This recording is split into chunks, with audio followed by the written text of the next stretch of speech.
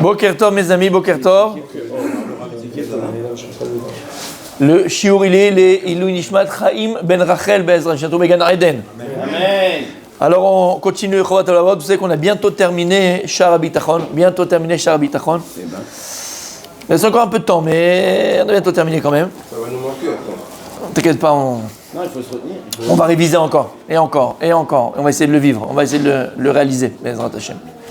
Alors écoutez bien, maintenant le Chovat Olavot va nous expliquer les 7 raisons pour lesquelles la Torah n'a pas mentionné explicitement le salaire de celui qui ferait une mitzvah. Pourquoi la Torah n'a pas mentionné explicitement le salaire de quelqu'un qui ferait une mitzvah? Il dit comme ça: Uperush achelek hashishi akolel et tzrar olam hazeh et tzrar olam haba amagia l'adam avur maasav hatovim ba'olam hazeh. Ukar. Donc il dit, maintenant je vais expliquer le inyan, cette notion-là, du salaire dans ce monde-là et du salaire dans le monde en bas, et dans le monde futur, par rapport à ce que l'homme accomplit dans ce monde-là. Et il dit comme ça: Asachar avur kiyum mitzvot nitan b'shnei drachim. Le salaire des mitzvot que la personne a accompli, elles peuvent être données de 2 façons. Lifamim ou nitan rak b'olam hazeh, ou rak b'olam haba. Parfois, le salaire d'une mitzvah est donné uniquement dans ce monde-là, ou uniquement dans le monde futur. Merci beaucoup. Ou uniquement dans le monde futur. Et parfois, la même mitzvah, le salaire sera et non seulement dans ce monde-là, et aussi dans le monde futur. Donc il dit le Rav, des fois, le salaire du mitzvah, tu l'as retrouvé que dans ce monde-là. Des fois, le salaire du mitzvah, tu l'as retrouvé que dans l'olam haba. Et des fois, une seule mitzvah, tu as le salaire dans ce monde-là et dans le monde futur. Comment on sait? Et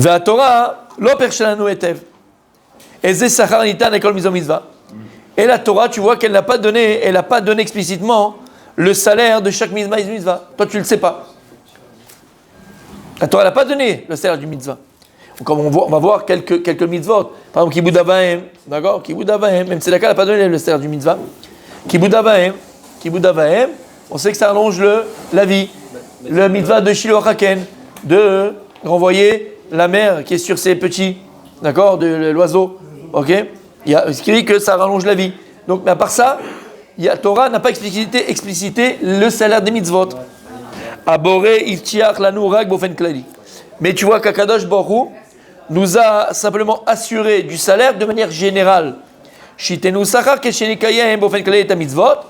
Qu'on aura vadaï un salaire si on accomplit ces mitzvot. Avalulo perat et asachar initan bolam hazeh avokol mitzvah. Mais Akadosh Baruch Hu, il n'a pas donné comme si tu vas aller à Avdil au supermarché, tu as l'huile, il y a écrit elle est à 8,90, tu vas à tomate concentrée, il y a écrit en dessous elle est 9,90, tu as le kilo de tomate, il est machin.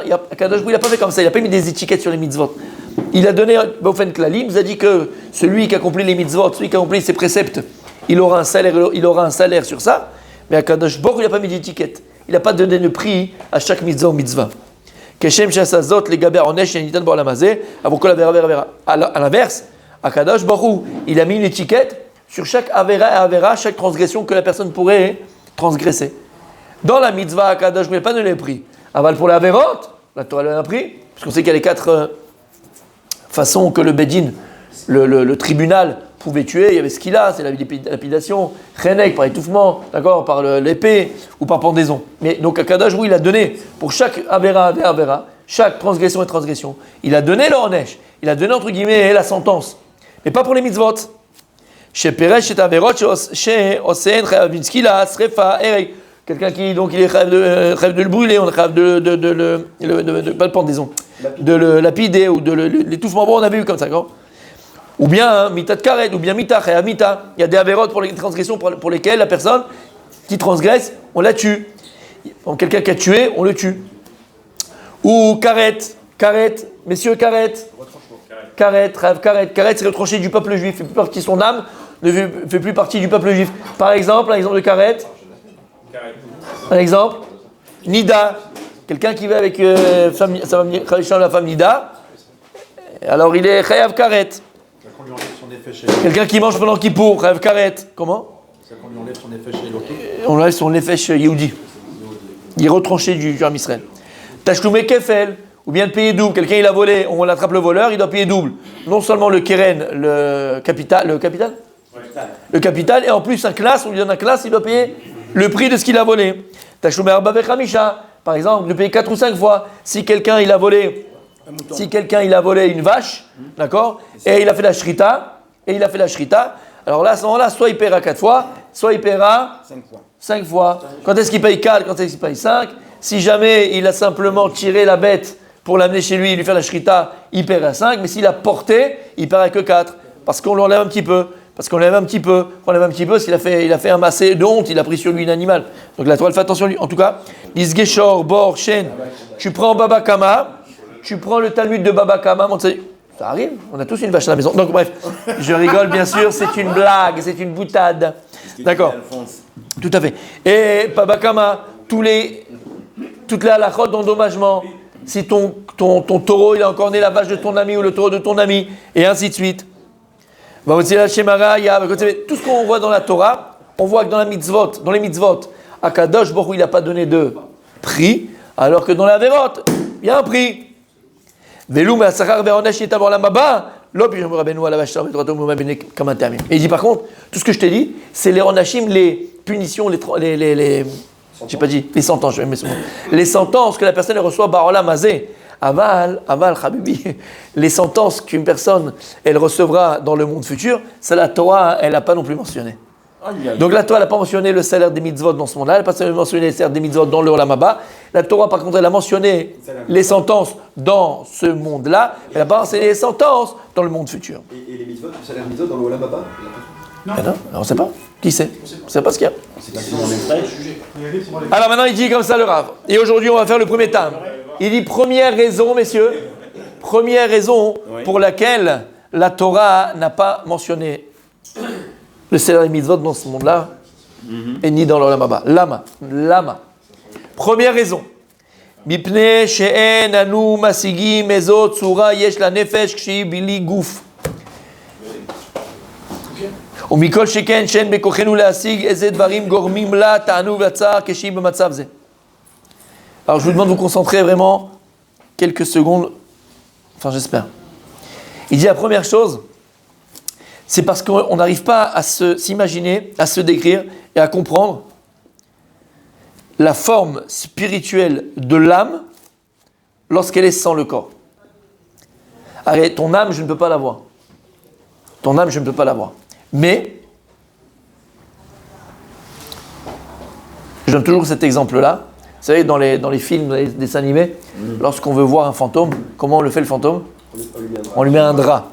En fait, le drap qu'on met sur le fantôme, Casper, le drap qu'on met sur le fantôme, le drap en lui-même, c'est pas le fantôme, c'est l'esprit qui est derrière, d'accord? L'avdil, d'accord, on s'est compris, mais c'est pareil. L'âme, elle ne peut pas être vue, puisque l'âme, elle est spirituelle, l'âme, elle est infinie. Alors, on va avoir une expression de l'âme à travers ton corps. Et quand je dis à travers ton corps, à travers ton comportement. Donc, tu vas avoir l'expression de ton âme, par l'expression de tes pensées, par l'expression de ta parole et l'expression de ton comportement. Mais c'est pas ton âme, c'est l'expression de. Un peu comme le fantôme.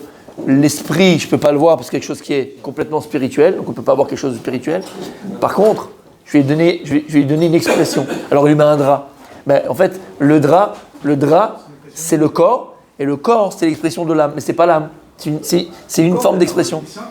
Le corps, je parle du corps. Et le corps, tout ce qui l'implique. Je mets dans le corps la pensée, la parole et les actes. Mais ton âme, bien sûr, parce qu'on sait que quand le corps, l'homme il est vivant et le corps est malade, il y a une différence de 1,5 kg ou 1,3 kg ou 21 grammes, exactement. Bref, il y a féméode, exactement. Alors il te dit, si le Rav, écoutez bien, l'homme ne peut pas arriver à comprendre, à imaginer, à voir la forme de l'âme lorsqu'elle est sans le corps.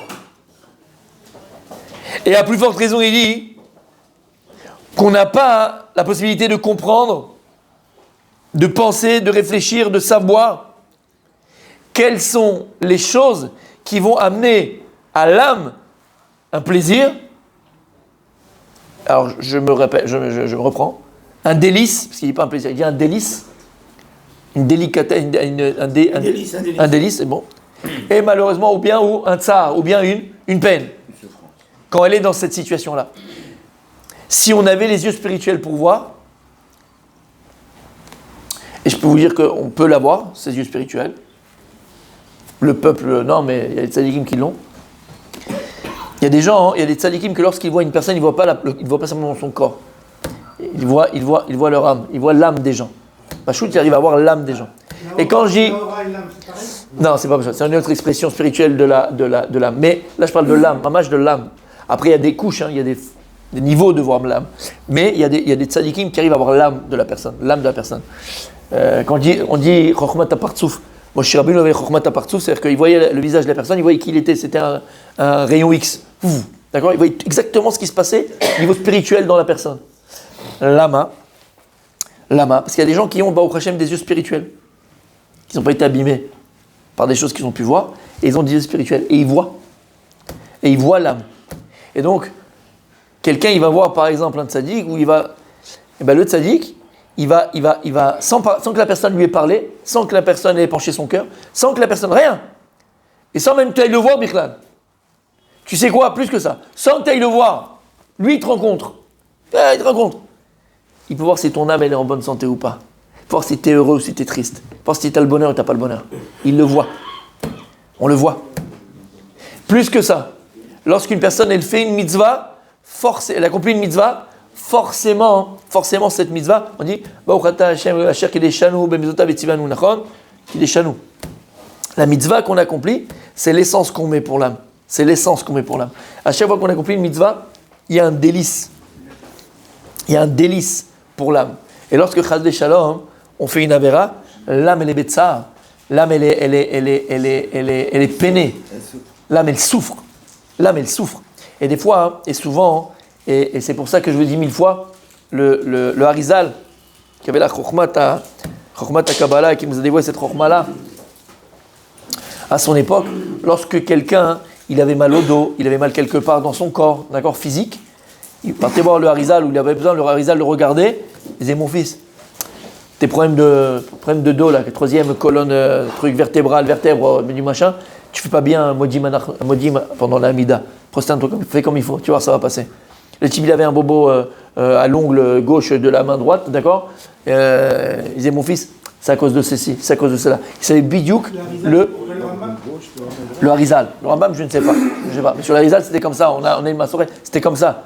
Mais le Lama, pas que les Harizal. En fait, tous les tzadikim, beaucoup de tzadikim arrivent à ça. Lama. Enfin, peu de tzadikim arrivent à ça. Lama. Parce qu'en vérité, il y a un rapport entre l'âme et le corps. Et c'est vrai, attention, alors vous dites, oui, alors on fait quoi? On fait de la lévitation, on fait du machin, on fait du chimichement. Non, c'est de la Torah, mon ami. C'est du yoga, c'est de la Torah. Eux, ils sont obligés de passer par du yoga, du yo-yo, du machin, tout ce que tu veux. C'est la Torah, Habibi. Il y a cette intimité, ce lien entre l'âme et le corps. Et en vérité, les mots du corps sont les mots de l'âme. Les mots du corps sont les mots de l'âme. Quand l'âme, elle est malade, une partie de l'âme est malade, ou un endroit de l'âme qui est malade, alors, c'est ce qui dit Rav. Nous, on n'a pas ce moussag, on n'a pas de compréhension, on ne connaît pas, on ne sait pas la tsura, on ne connaît même pas la forme de l'âme, on ne sait pas qui, quoi, où, par rapport à qui, par rapport à quoi, aval, nous-mêmes à notre niveau, nous-mêmes à notre tout petit niveau, on le voit, on le fait, on le sait. Lorsque tu viens et tu fais ton Kriyat Shema, concentre-toi, ve'avta et Hashem lokecha. Pourquoi? Parce qu'on sait qu'il y a 245 mots dans le Kriyat Shema qui sont Keneged, les Ramach et Barav, Sagidav, Ramach et Barav, par rapport aux 258 membres qu'on a dans le corps. Et chaque mot que tu vas prononcer, il va donner une chayout, il va donner une vie aux membres du corps qui lui correspond, aux membres du corps qui lui correspond. On a 245, alors ils sont les 248, il nous manque 3. Alors quand tu es tout seul, tu dis El Melech Neheman, il y en a 3, ça rajoute, et donc c'est 248. Et quand on est en minyan, on ne dit pas Kel Melech Neheman. Qu'est-ce qu'on fait? Hashem Lokechem, Emet. Les 3 derniers mots entre Kriyat Shema et Emet Ve'yatziv ou Emet Ve'emuna, c'est 3, Hashem Lokechem Emet, ça fait 248. Et ça correspond aux 248 membres qui sont dans le corps. Et lorsque tu as prononcé ces mots, chaque mot correspond à une partie de l'âme. Alors, Anachnu lo yodim, Anachnu lo makirim, Anachnu lo roim. C'est pour ça qu'on te dit, tu sais quoi, nous on ne connaît pas, on ne sait pas, fais surtout parce que on ne peut pas te dire bidou, quel, quoi, comment, quoi, sur quoi tu es mal. Alors on y va tous, et ça renforce de toute façon même les membres qui sont déjà en bonne santé. Qu'est-ce que tu vois? Le rapport entre l'âme et le corps. Oui, tu veux dire quelque chose? J'ai une question, Mechila. L'âme, elle descend pure sur terre. Bien sûr. Théora, tu le dis tous les matins. Et c'est nos actions Oui. qui lui donnent des délices ou qui lui donnent des souffrances. Exactement. Et alors pourquoi elle doit expier alors pourquoi l'âme elle doit expier un an après 120 ans? Et est-ce qu'elle est responsable de quelque chose là, puisque c'est le corps et c'est nos massines qui l'ont fait souffrir? Pourquoi est-ce qu'elle doit racheter quelque chose cette âme? C'est l'histoire. Une fois il y avait un aveugle et c'est quelqu'un qui n'a pas de jambes, comment on dit? Non, Birla n'a pas de jambes. Les deux, Kudjat, Birla. Donc il y avait un aveugle et il y avait, oui, il y avait un aveugle et il y avait un Kudjat, merci. Ok, ils étaient ensemble et tout ça, et ils étaient là et tout. Et celui qui n'a pas de jambes et tout, il dit à l'aveugle, waouh, regarde, tu vois pas ce qu'il y a là? Wow, de folie là, tu regardes les pommes du voisin, il y a un type, il a un jardin, il a oh là là, il a un arbre avec des pommes, avec des, oh là là là là, je sais pas. Et l'autre dit, ah ouais, mais moi je peux pas voir, moi je vois rien. Et il lui dit, mais t'es fou, t'as jamais vu ça? Je dis, mais c'est pas à nous, c'est privé. Je dis, qu'est-ce que tu veux faire? Regarde-moi le truc de fou. J'ai jamais eu des pommes comme ça, j'ai mis des oranges comme ça, j'ai mis des fruits comme ça. Viens, on va kiffer. Je dis, ok, mais moi je vois rien. Il dit, attends, regarde, je t'ai pas dit, mais moi j'ai pas de jambes. Je dis, comment on fait alors? Toi tu vois pas, moi je vois. Il dit, tu sais quoi? Je te prends sur mes épaules, toi tu me guides, et tu prends les pommes et les poires et les machins, on va se faire un kiff. Et les deux ils rentrent comme ça chez un type privé, et ils commencent à prendre. Ils volent, c'est des voleurs. Et ils prennent. Tout d'un coup, le type il voit de sa fenêtre, il appelle les flics. S'ils arrivent, les flics, ils les prennent les deux et tout ça, il les met un à côté de l'autre. T'imagines le. D'accord? Il dit, bon alors les gars, qu'est-ce qui se passe? Comment il s'appelle, le Kudjat? Kudjat, il dit au policier, mais qu'est-ce que je fasse moi? Je peux pas bouger, je peux pas marcher, c'est pas moi. S'il m'avait pas mis sur ses épaules, j'aurais jamais pu aller prendre les machins. Moi je peux pas marcher, c'est de sa faute, c'est lui qui a marché. Et l'autre il dit, mais écoutez, moi je suis aveugle, moi je vois rien, comment vous voulez que je prenne? S'il n'était pas venu pour prendre, ben, j'aurais pas pu faire. Il dit, c'est ça le machal, ça nimshal, après 120 ans, Habibi, il y a le corps et il y a l'âme. Tu comprends ce que ça veut dire? C'est autant d'avoir un, il a besoin de l'autre et l'autre a besoin de l'autre. Ça veut dire qu'il n'y a pas un, il dira, ouais, mais le corps il est venu, il a dit, mais non, mais moi, attends, c'est pas moi, moi je suis pas vivant, moi je peux pas vivre. S'il n'y a pas l'âme, je peux pas bouger les mains, je peux pas bouger les pieds, je peux rien faire. Et l'âme elle dit, mais moi j'ai pas de corps, je peux pas prendre, c'est pas de ma faute, c'est à cause du corps. Ah ben, Habibi. De ne pas avoir crié assez fort, c'est ça? Pour avoir réveillé. Comment? L'âme elle est coupable de ne pas avoir crié assez fort pour réveiller le corps ou pour influencer le corps. J'ai pas fini. C'est pour ça. Oh, lui, je lui ferai un jour un bisou, mais vous allez voir comment. D'accord? Mais en fait, pourquoi? Parce que finalement, on verra que ce qui nous définit, ce qui fait ce que nous sommes, on n'est pas une âme, comme on l'a dit 1000 fois, et on n'est pas un corps. On est le mariage du corps, comme je viens de le dire, du corps et de l'âme. Le mariage du corps et de l'âme, c'est quoi? C'est notre conscience. Exactement. Le mariage du corps et de l'âme, c'est notre conscience. C'est ce qu'on est. C'est quoi? C'est, comme on a dit, l'âme elle est entièrement spirituelle, le corps il est entièrement matériel. Qu'est-ce qui se passe? L'âme, c'est la marshava. Mais tant que tu n'as pas fauté dans l'action, tu peux penser jusqu'à demain matin, tu ne l'as pas fait. Tu as déjà vu quelqu'un qui a été en prison parce qu'il a pensé à aller se faire une banque? Monsieur, on vous arrête, vous avez pensé faire une banque. Moi, je ne l'ai pas fait, c'est bon, j'ai pensé, mais je n'ai pas fait. D'accord? La brute. Donc, l'âme, c'est la pensée, et le corps, c'est l'action. Le mariage de la pensée et de l'acte, le mariage de l'âme et du corps a donné la parole, le dibour. Et c'est ça qui nous définit vraiment, comme on l'a vu 1000 fois. C'est clair? Ok.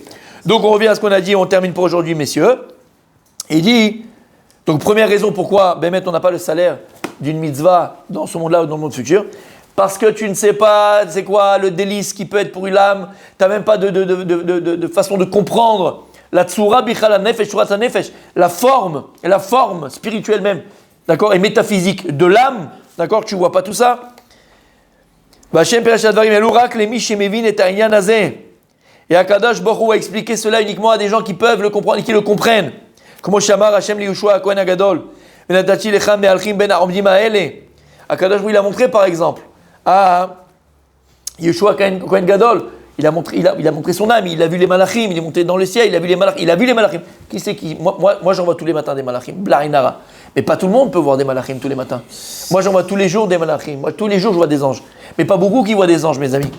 Et donc lui il voyait les anges. Il voyait les anges. Mais